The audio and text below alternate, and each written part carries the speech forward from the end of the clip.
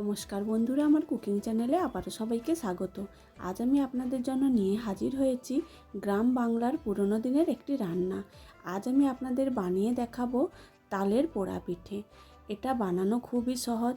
এইভাবে যদি আপনারা বানাতে পারেন, একদম নরম তুলতুলে হবে আর মুখে দিলেই মিলিয়ে যাবে। এটা বানানো খুবই সহজ। কয়েকটি মাত্র উপকরণ দিয়ে যে কেউ এই পিঠেটা বাড়িতে বানিয়ে নিতে পারবেন। আর যারা তালের পিঠে খেতে ভালোবাসেন তারা তো এইভাবে একবার বানিয়ে দেখুন, খেতে কিন্তু খুবই ভালো হয়।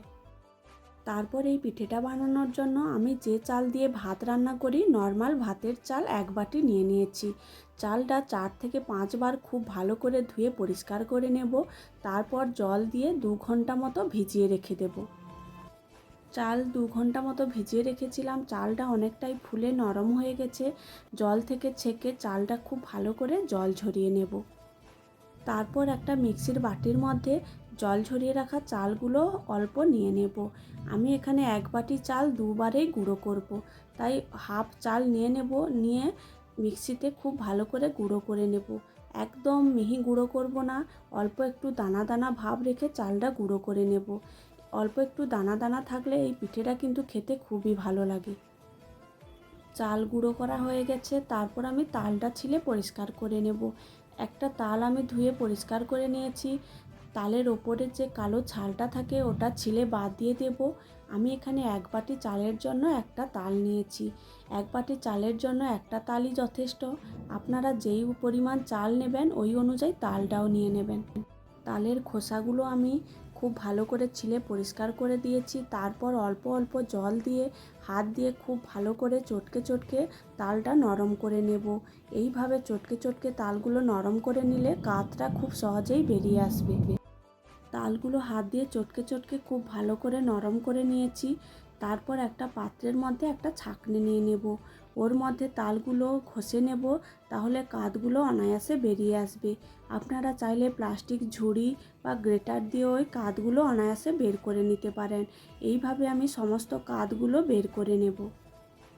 এইভাবে আমি তালের কাতটা বের করে নিয়েছি। একটা তাল থেকে অনেকটাই কাত বেরিয়েছে। একটা পাত্রের মধ্যে চালের গুঁড়িগুলো নিয়ে নিয়েছি। এর মধ্যে দিয়ে দেব বেশ খানিকটা কোরানো নারকেল, আর দিয়ে দেব অল্প একটু নারকেলের কুচি। এই নারকেলের কুচিটা পিঠে খাওয়ার সময় যখন মুখে পড়বে খেতে কিন্তু খুবই ভালো লাগবে। আর দিয়ে দেব একটা 10 টাকা দামের দুধের প্যাকেট কেটে এর মধ্যে দিয়ে দেব। আর দিয়ে দেব অল্প একটু লবণ। আর আমি এখানে গুঁড়ো চিনি ব্যবহার করেছি। আপনারা চাইলে নর্মাল চিনি দিয়েও এই পিঠেটা বানাতে পারেন। গুঁড়ো চিনি দিলে খুব সহজেই মিশে যাবে, বেশিক্ষণ মেশানোর দরকার হবে না। তাই আমি এখানে বড় চামচের 2 চামচ গুঁড়ো চিনি দিয়েছি। তারপর এর মধ্যে দিয়ে দেব আগে থেকে যে তালের মাড়টা বের করে রেখেছিলাম, ওটা এর মধ্যে দিয়ে দেব। পুরোটা দেব না, বেশ খানিকটা দিয়ে দেব, অল্প একটু রেখে দেব। যদি প্রয়োজন হয় পরে আমি এটা আবার ব্যবহার করব।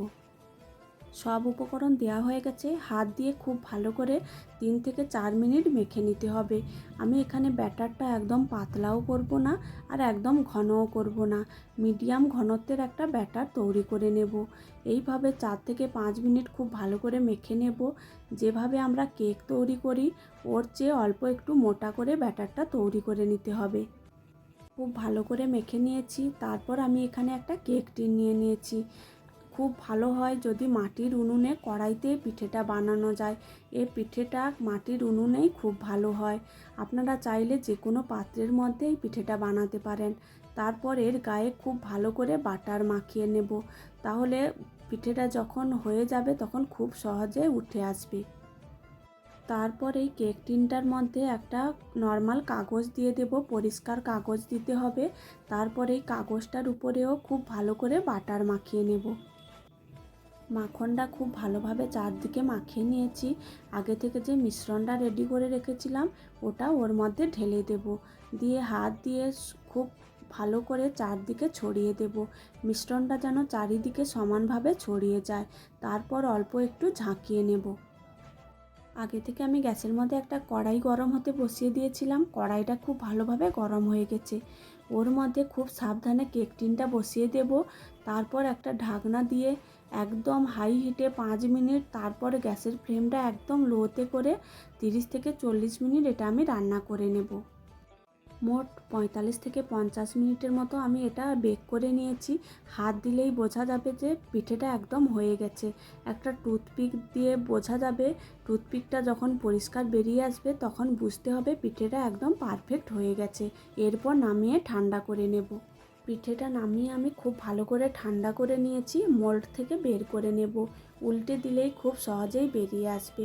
এই পিঠেটা যদি আপনারা মাটির উনুনে কড়াইতে বানান তাহলে খেতে কিন্তু আরও ভালো হবে, কালারটা আরও সুন্দর আসবে। তাতে একটা পোড়া পোড়া গন্ধ থাকবে, সেটা খেতে আরও ভালো হয়। তারপর ছোট ছোট টুকরো করে পরিবেশন করুন তালের পোড়া পিঠে।